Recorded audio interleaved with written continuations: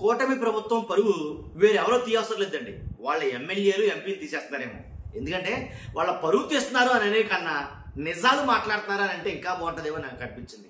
పాపం పక్కన చంద్రబాబు నాయుడు గారు చెప్తున్నారు ఏమని, ఒరే బాబు మీరు బయట మాట్లాడొద్దురా, బయట మాట్లాడితే ప్రశ్నల ముందు మాట్లాడితే పోయేది మన పరువే, దయచేసి మీరు బయట మాట్లాడొద్దు అని రిక్వెస్ట్ మోడ్లోను అలాగే సీరియస్ మోడ్లోను చంద్రబాబు నాయుడు గారు చెప్తున్నారు. ఆల్రెడీ కొరికిపూడి శ్రీనివాసరావు గారి గురించి, అలాగే రాష్ట్రంలో చాలా మంది ఎమ్మెల్యేల గురించి. ఇప్పుడు ఒక ఎమ్మెల్యే గారు, ఎవరైతే ఒక ఎమ్మెల్యే గారు TDP Guntur west MLA Galla Madhavi గారు ఉన్నారో ఆవిడైతే కనుక కూటమి పరువు నాకు బట్టబయలు చేసిందని చెప్తాను. ఎందుకంటే ఏదైతే ప్రభుత్వంలో జరుగుతున్న అక్రమాలు, రేషన్ బియ్యం అక్రమాల గురించి చాలా క్లియర్ కట్గా అసలు ఎంత బాగా చెప్పిందంటే ఆవిడ, అసలు వాస్తవంగా వింటే మీరు ఆశ్చర్యపోతారు. ఆవిడ మాట్లాడిన మాటలు పందికొక్కుల్లాగా తినేస్తున్నారంట రేషన్ బియ్యాన్ని.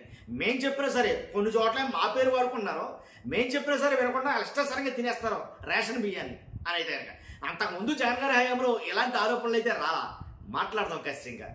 జగన్ గారు చేసిందే కరెక్ట్ అని ఆ టీడీపీ ఎమ్మెల్యే అనేటట్టుగా కొన్ని వ్యాఖ్యలు అయితే ఉన్నాయి.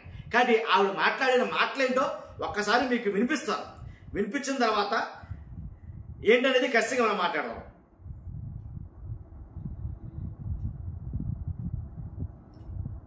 వినండి. 15 రోజుల పాటు ఇవ్వాల్సిన ఈ ప్రజా పంపిణీ కార్యక్రమం 1-2 రోజులు మాత్రమే ఇస్తూ తర్వాత మా దగ్గర రేషన్ అయిపోయిందని చెప్తున్న పరిస్థితి కనపడుతుంది. రెండోది డబ్బులే ఇస్తాము మేము బియ్యం ఇవ్వము అని చెప్పి వెనక్కి పంపిస్తున్న పరిస్థితులు కనపడ్డాయి.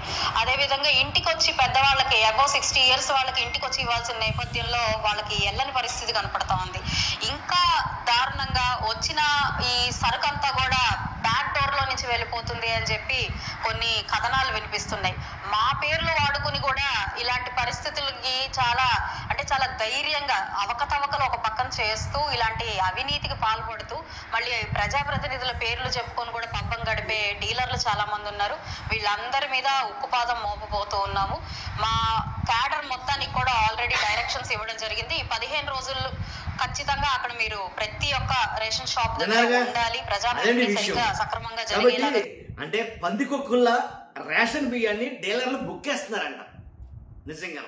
కాబట్టి 15 రోజులు ఇవ్వాల్సిన రేషన్ బియ్యాన్ని 1-2 రోజులు మాత్రమే ఇచ్చి రేషన్ అయిపోయిందంటూ ప్రజల్ని పంపించేస్తున్నటువంటి డీలర్లు. ఎవరైనా ప్రశ్నిస్తే తొలుత బెదిరింపులు అంట. మళ్ళీ వాళ్ళు వెనక్కి తగ్గకపోతే బియ్యం ఇవ్వం, కావాలంటే డబ్బులు ఇస్తామంటూ బొకాయింపులు. ఈ డబ్బులు ఇస్తామనే టాపిక్ ఎందుకు వచ్చింది అని అంటే కనుక చంద్రబాబు నాయుడు గారు ఆ మధ్యకాలంలో ఎవరైతే రేషన్ అక్రమ మార్గంలో పోతుందో, తీసుకోవట్లేదో, దాని నిమిత్తం అవసరమైతే డబ్బులు ఇచ్చేటట్టుగా మేము ఒక విధానాన్ని తీసుకొస్తామని అన్నారో, దాన్ని అదునుగా తీసుకుని రేషన్ డీలర్లు అందరూ కూడాను చాలా మట్టుకి ఈ రకంగా బెదిరిస్తున్నారు, కాదు కొడుతుంటే డబ్బులు పట్టుకెళ్ళిపోమంటారో అని బొకాయి వాళ్ళు చేస్తున్నారని గుంటూరు వెస్ట్లో కూడా ఇలాంటి పరిస్థితులే ఉన్నాయంటూ ఒప్పుకున్నటువంటి టీడీపీ ఎమ్మెల్యే గల్లా మాధవి గారు రేషన్ బియ్యం పంపిణీలో ఇన్ని అక్రమాలు జరుగుతుంటే మరి పౌర సరఫరాల శాఖ మంత్రి నాదెండ్ల మనోహర్ గారు ఏం చేస్తారనేది ప్రశ్నిస్తున్నారు చాలా మంది. వైఎస్ఆర్సీపీ నాయకులు కావచ్చు, కార్యకర్తలు కావచ్చు, సామాన్య ప్రజలు కావచ్చు, అందరూ ప్రశ్నిస్తున్నారు, ఇంక్లూడింగ్ నాతో సహా. కాబట్టి రాష్ట్రంలో చాలా ఎక్కువగా ఉంది ఈ విధానం. ఇంతకుముందు జగన్ గారు ఏం చేశారనేది మీకు తెలుసు, ఏదైతే ఇంటింటికి రేషన్ అని చెప్పేసి. ఇప్పుడు వెళ్ళలేక కొంతమంది రేషన్ వదిలేసుకున్న వాళ్ళు కొంతమంది వెళితే ఒక రోజు పని పాడైపోద్ది మనకి అని అనుకునేవాళ్ళు. అలాగే లేదు ఎక్కడో పెట్టిన రేషన్ కార్డుకి వెళ్ళటం ఇబ్బంది అయ్యి వాళ్ళకి కుదరక ఇంట్లో వాళ్ళందరూ పనికెళ్ళిపోతే లెగలేని వాళ్ళు, లేకపోతే ముసలోళ్ళు, వృద్ధాప్యంలో ఉన్నవాళ్ళు, లేకపోతే ఇలాంటి వాళ్ళు దివ్యాంగులు ఇంటికాడ ఉన్నవాళ్ళు వాళ్ళు తెచ్చుకోలేక, అయితే కొంతమంది ఇంటికి రేషన్ పట్టుకొస్తామన్నారు. అదంతా ఉత్తుత్తి మాటే, అవ్వట్లా పని అని ఇక్కడ టీడీపీ ఎమ్మెల్యే గారు అన్నారు, నేనంటాం కాదు. కాబట్టి తర్వాత ఇంకో మాట ఏదైతే ఇంతకుముందు అయితే కనుక రేషన్ డోర్ డెలివరీ విధానంలో రేషన్ వెహికల్ ఇంటికాడికి వచ్చేది, ఇది వాస్తవం. రేషన్ వెహికల్స్ ఉన్నప్పుడు ఇంటింటికి వచ్చేయాలి. ఇంటింటికి వచ్చినప్పుడు ఇంటికాడ ఉన్న వాళ్ళు ఎవరైనా సరే ఖచ్చితంగా తీసుకునేవారు. ఇంటికాడ కనీసం ప్రతి ఇంటికి ఒక మనిషి అన్న ఉంటారు కాబట్టి వాళ్ళే ఎవరో తీసుకునేవారు, ఎవరు తీసుకునే ఇబ్బంది ఉండేది కాదు. ఇప్పుడు అలా కాదు, ఖచ్చితంగా రేషన్ డిపో ఎక్కడుంటే అక్కడికి వెళ్ళాలంటే కనుక కొంచెం ఇబ్బందులు అయితే ఎదురవుతాయి. దానికి తోడు ఏదైతే బియ్యం పంపిణీ విధానం, కాబట్టి ఆ పంపిణీ విధానంలో కొద్ది ఇబ్బందులు రావడం, అంతేకాదు ఏదైతే బియ్యం వద్దు అని అంటే కనుక వాళ్ళు బకాయించడం, సరైన పని వేళలు లేకపోవడం, తర్వాత ఏమో డబ్బులు ఇచ్చేస్తానడం, ఇవన్నీ కూడా సాక్షాత్తు టీడీపీ ఎమ్మెల్యే గారు ఏంటి పందికొక్కుల్లా తినేస్తున్నారు రేషన్ బియ్యం అనేదాన్ని.